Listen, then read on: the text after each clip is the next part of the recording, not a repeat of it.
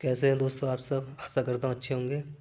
जैसा कि आज से हम एक नई सीरीज स्टार्ट करने वाले हैं। इसमें मैं टोटल 50 सेट लेके आऊँगा और जिसमें हम पूरा जीके लगभग ख़त्म कर देंगे और इसमें सारे जितने भी इम्पोर्टेंट प्रीवियस ईयर क्वेश्चन आए हुए हैं या फिर एक्सपेक्टेड आ सकते हैं वो सारे मैं इस सीरीज़ में डिस्कस करूँगा। और इसके साथ ही कुछ क्वेश्चन में की पॉइंट होंगे क्योंकि उसमें एक्स्ट्रा फैक्ट होते हैं, तो वो भी मैंने रखा है। और बाकी आपको 20 क्वेश्चन इंपॉर्टेंट मिलेंगे, तो आप उनका आंसर आप कमेंट में करना या फिर अपने मन में पहले ही सोच लेना। तो यहाँ से मैं गारंटी लेता हूँ कि आपको पेपर में बहुत ज़्यादा क्वेश्चन देखने को मिलेंगे। आपकी जीएस मैं गारंटी लेता हूँ कि यहाँ से इम्प्रूव 100% होगी। और आप जब पेपर में बैठोगे तो आप देखना कि यहाँ से कितने क्वेश्चन फंसते हैं। तो ज़्यादा बात नहीं करते हुए हम क्लास को स्टार्ट करते हैं। सबसे पहला क्वेश्चन, कौटिल्य ने संस्कृत में शासन कला, आर्थिक नीति तथा सैन्य रणनीति पर आधारित कौन सा एक प्राचीन भारतीय ग्रंथ लिखा था? Option A Rigveda, option B Purana, option C Charaka Samhita, option D Arthashastra. तो इसका आंसर है ऑप्शन डी अर्थशास्त्र। कौटिल्य ने अर्थशास्त्र लिखा था।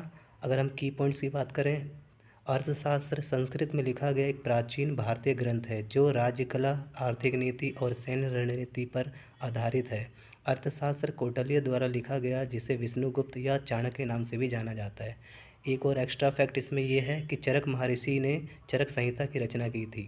पुराण प्राचीन हिंदू ग्रंथ है जो दिव्य कहानियों के माध्यम से हिंदू देवी देवताओं के विभिन्न देवताओं की स्तुति करते हैं। तो आपको पहला क्वेश्चन समझ में आ गया होगा। इसका आंसर ऑप्शन डी है। नेक्स्ट क्वेश्चन पे चलते हैं। निम्नलिखित में से कौन सा ग्रंथ कश्मीर के राजाओं के बारे में एक विस्तृत विवरण देता है? Option A Rajatarangini, option B Dipavamsa, option C Vinaya Pitaka, option D Katha Sarit सागर। तो इसका सही आंसर है ऑप्शन ए राजतरंगिणी। की पॉइंट्स पढ़ लेते हैं दोस्तों। राजतरंगिणी उत्तर पश्चिम भारतीय उपमहाद्वीप, विशेष रूप से कश्मीर के राजाओं का एक पौराणिक और ऐतिहासिक इतिहास है। यह संस्कृति में कश्मीरी इतिहासकार कल्हण द्वारा 12वीं शताब्दी में लिखा गया था। तो ये भी याद रख लेना कि जो ये राजतरंगिणी है ये किसने लिखा था। तो इसका सही आंसर कल्हण है।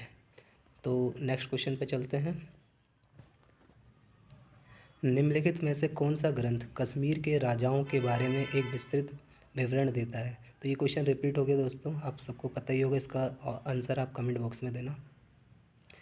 निम्नलिखित में से कौन सा वर्ण, धर्म, सूत्र और धर्मशास्त्रों द्वारा निर्धारित नियमों के अनुसार प्राचीन भारत में लोगों की रक्षा करने और न्याय के प्रशासन के लिए जिम्मेदार था? ऑप्शन ए वैश्य, ऑप्शन बी शूद्र, ऑप्शन सी क्षत्रिय, ऑप्शन डी ब्राह्मण। तो इसका सही आंसर है ऑप्शन सी क्षत्रिय। तो नेक्स्ट क्वेश्चन पे चलते हैं दोस्तों। निम्नलिखित में से कौन सा एक ऋग्वेद में स्त्रियों के विषय में सही नहीं है? ऑप्शन ए वे सभा की कार्यवाही में भाग लेती थी, ऑप्शन बी वे यज्ञ का अनुष्ठान करती थी, ऑप्शन सी वे युद्धों में सक्रिय भाग लेती थी, या ऑप्शन डी उनका विवाह यौवन आरंभ में पूर्व हो जाता था। तो इसका सही आंसर है ऑप्शन डी।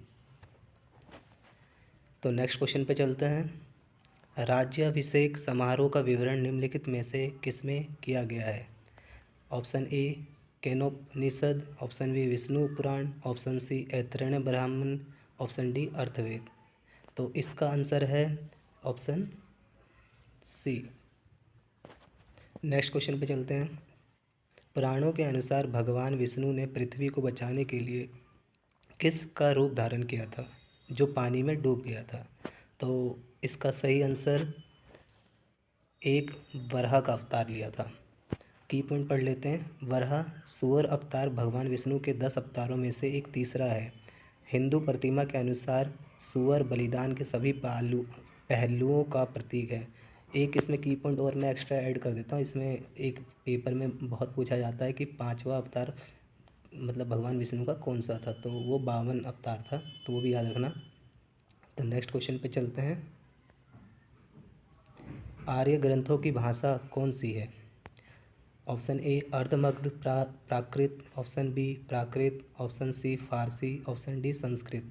तो इसका सही आंसर है option D. Sanskrit. Next question पे चलते हैं। आर्यन जनजातियों की प्राचीनतम बस्ती कहाँ है? Option A Uttar Pradesh, option B Bengal, option C Sapta Sindhu, option D Delhi. तो इनकी प्राचीनतम बस्ती जो है वो आपकी सप्त सिंधु में है। तो नेक्स्ट क्वेश्चन पे चलते हैं दोस्तों। आर्यों का एक जाति कहने वाला पहला यूरोपियन कौन था? ये बहुत इंपॉर्टेंट क्वेश्चन है दोस्तों, बहुत बार पेपर में आया हुआ है। इसका सही आंसर है मैक्स मुलर। नेक्स्ट क्वेश्चन पे चलते हैं। आर्य शब्द किस शब्द को इंगित करता है? ऑप्शन ए नृजाति समूह को, ऑप्शन बी यायावरी जन को, ऑप्शन सी भाषा समूह को, ऑप्शन डी श्रेष्ठ वंश को। तो आर्य का मतलब ही श्रेष्ठ होता है, तो इसका सही आंसर आपका श्रेष्ठ हो जाएगा। नेक्स्ट क्वेश्चन पे चलते हैं। वैदिक काल में 8 प्रकार के विवाह होते थे, उनमें से कौन सा विवाह प्रेम विवाह है? ऑप्शन ए ब्राह्म विवाह, ऑप्शन बी गंधर्व विवाह, ऑप्शन सी देव विवाह, ऑप्शन डी आर्ष विवाह। तो इसका सही आंसर है ऑप्शन बी गंधर्व विवाह। नेक्स्ट क्वेश्चन पे चलता है। एक व्यक्ति का वैदिक दृष्टिकोण और समाज के साथ उसका संबंध जीवन के 4 लक्ष्यों में से निर्धारित होता है। निम्नलिखित में से कौन इन लक्ष्यों में से नहीं है? ऑप्शन ए सिद्धि, ऑप्शन बी अर्थ, ऑप्शन सी मोक्ष, ऑप्शन डी धर्म। तो इसमें ऑप्शन ए सही है आपका, ऑप्शन ए सिद्धि, बाकी तीनों इसमें इंक्लूड है। तो नेक्स्ट क्वेश्चन पे चलते हैं। ऋग्वेद में उल्लेखित प्रसिद्ध 10 राजाओं का युद्ध किस नदी के किनारे लड़ा गया था? तो option A Purushni, option B Saraswati, option C Vipasha, option D Askini. तो 10 राजाओं का जो युद्ध लड़ा गया था वो पुरुषनी नदी के किनारे लड़ा गया था। तो इसका सही आंसर जो है ऑप्शन ए हो जाएगा। इसके की पॉइंट भी पढ़ लेते हैं दोस्तों। 10 राज्य युद्ध जिसका उल्लेख ऋग्वेद के 7वें मंडल में है। इस युद्ध में एक और कबीला और उनका मित्र पक्ष समुदाय था, दूसरी ओर भारत नामक समुदाय था। यह लड़ाई पुरुषनी नदी पर लड़ी गई थी और इसमें भारत के राजा सुदास की जीत हुई। तो आप इसमें 2 की पॉइंट हैं कि 10 राज्य युद्ध कहाँ लड़ा गया था, तो पुरुषनी नदी के किनारे लड़ा गया था। और इसमें ये कौन से मंडल में है, तो 7वें मंडल में। टोटल 10 मंडल हैं, तो इसमें सारे की पॉइंट अच्छे से देखना दोस्तों। तो नेक्स्ट क्वेश्चन पे चलते हैं। वेदांगों के संदर्भ में निम्नलिखित में से कौन सा शब्द अनुष्ठान को दर्शाता है? ऑप्शन ए व्याकरण, ऑप्शन बी छंद, ऑप्शन सी कल्प, ऑप्शन डी शिक्षा। तो इसका सही आंसर है कल्प। नेक्स्ट क्वेश्चन पे चलता है। कुल कितने वेदांग हैं? ये भी बहुत इम्पोर्टेंट क्वेश्चन है। ऑप्शन ए 10 वेदांग हैं, ऑप्शन बी 6 वेदांग हैं, ऑप्शन सी 5 वेदांग हैं, ऑप्शन डी 2 वेदांग हैं। तो इसका सही आंसर है ऑप्शन बी 6 वेदांग हैं। की पॉइंट पढ़ लेते हैं दोस्तों। वेदांग वेदों के अध्ययन और समझने जुड़े 6 सहायक विषय हैं। 6 वेदांग हैं, जिसमें से पहला शिक्षा जिसे फोनोटिक्स कहा जाता है, जिसे अगला कल्प जिसे अनुष्ठान कहा जाता है, और तीसरा व्याकरण जिसे उसका अनुष्ठान, तीसरा व्याकरण, उसका निरुक्त जिसे व्याख्या, उसका छंद जिसे वैदिक मीटर भी कहा जाता है, और ज्योतिषी। तो नेक्स्ट क्वेश्चन पे चलता। अथर्ववेद कितने खंडों का एक संग्रह है? ऑप्शन ए 20 खंडों का, ऑप्शन बी 15 खंडों का, ऑप्शन सी 10 खंडों का, ऑप्शन डी 5 खंडों का। तो इसका सही आंसर है ऑप्शन ए 20 खंडों का। की पॉइंट पढ़ लेते हैं। अथर्ववेद मंत्रों, प्रार्थनाओं और भजनों का वैदिक युग का संग्रह है। अथर्ववेद में 20 खंडों का एक संग्रह है। ये लगभग 6000 मंत्रों के साथ 730 भजनों का संग्रह भी है। नेक्स्ट क्वेश्चन पे चलते हैं दोस्तों। निम्नलिखित में से कौन सा वेद संगीत से संबंधित है?